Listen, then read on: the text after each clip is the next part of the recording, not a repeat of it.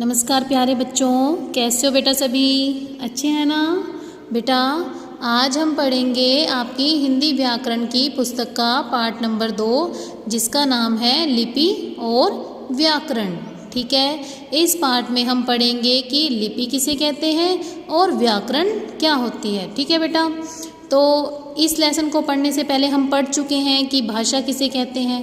भाषा किसे कहते हैं? जब हम अपने भावों और विचारों को दूसरों के सामने प्रकट करते हैं और दूसरों के भावों और विचारों को समझते हैं।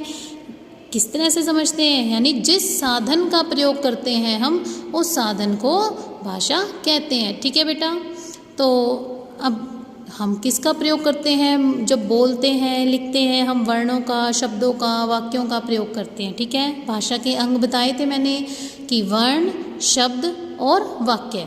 ठीक है, तो लिपि क्या होता है? जब हमने कुछ लिखकर प्रकट करना होता है, यानी लिखने की विधि को लिपि कहते हैं। सभी भाषाओं को लिखने पढ़ने के लिए वर्णों के रूप में कुछ चिन्ह निश्चित होते हैं, यानी वर्ण होते हैं, उनके कुछ चिन्ह निश्चित होते हैं। इन्हीं चिन्हों के द्वारा हम अपनी बात लिखकर प्रकट करते हैं और इन चिन्हों को लिखने के ढंग को ही लिपि कहते हैं। ठीक है बेटा, और प्रत्येक भाषा की अपनी लिपि होती है। अब हम पढ़ेंगे आगे।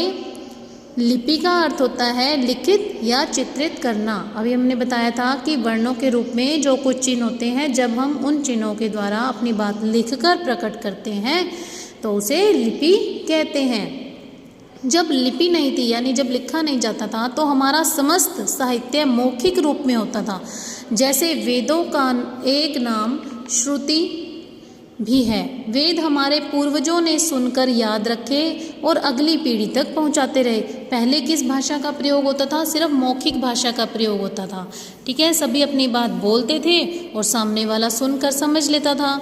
ठीक है, तो उसके बाद जब लिखित रूप का प्रयोग हुआ तो लिपि आई, तो उसके बाद लिखित रूप का प्रयोग किया गया। ठीक है, तो लिपि में हम लिखकर प्रकट करते हैं। ठीक है, धीरे धीरे लिपि का आविष्कार हुआ। लिपि का अर्थ है लिखना, रंगना या चित्रित करना। ठीक है, आदि।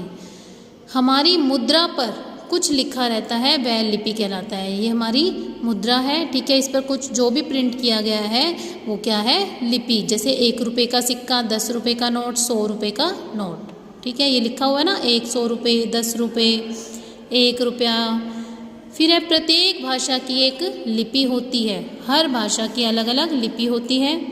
जैसे कि हिंदी की लिपि है देवनागरी, संस्कृत की भी लिपि है देवनागरी, पंजाबी की गुरमुखी, अंग्रेजी की रोमन, मराठी भाषा की देवनागरी, नेपाली देवनागरी, उर्दू की लिपि है फारसी, कन्नड़ भाषा की लिपि है खमेर। ठीक है, बोली किसे कहते हैं? एक सीमित क्षेत्र में जो बोली जाती है, जैसे ब्रिज, मैथिली, अवधी, हरियाणवी। ठीक है, एक छोटे जैसे एरिया में अगर कोई लैंग्वेज बोली जाती है तो उसको हम क्या कहते हैं? बोली। और वो थोड़े से स्थान पर जाकर जब बदल जाती है तो हम थोड़े थोड़े एक एक एरिया के अंदर जो भी भाषा बोली जाती है उसको हम क्या कहते हैं? बोली कहते हैं। एक सीमित क्षेत्र में बोले जाने वाली भाषा को बोली कहते हैं। ठीक है, और ये सभी भाषाएं और उनकी लिपियों के नाम हैं। फिर है संसार की कुछ भाषाएं और उनकी लिपियां। अब ये भी भाषाएं थी, उनकी लिपि, और आगे और कुछ भाषाएं और उनकी लिपियों के नाम बताए गए। जैसे अंग्रेजी की रोमन, जर्मन रोमन, स्पेनिश भाषा जो स्पेन में बोली जाती है उसकी भी रोमन, फ्रेंच भाषा रोमन, इटालियन की भी रोमन, और अरबी की भी लिपि जो है वो क्या है? फारसी। ठीक है बेटा, तो सभी भाषाएं और लिपियां उनकी आपको याद करनी है। भाषाओं के नाम और उनकी कौन सी लिपि है जिसका प्रयोग हम लिखकर प्रकट करते हैं जब, तो उनको आपको याद करना है। ठीक है बेटा, हैव ए नाइस डे।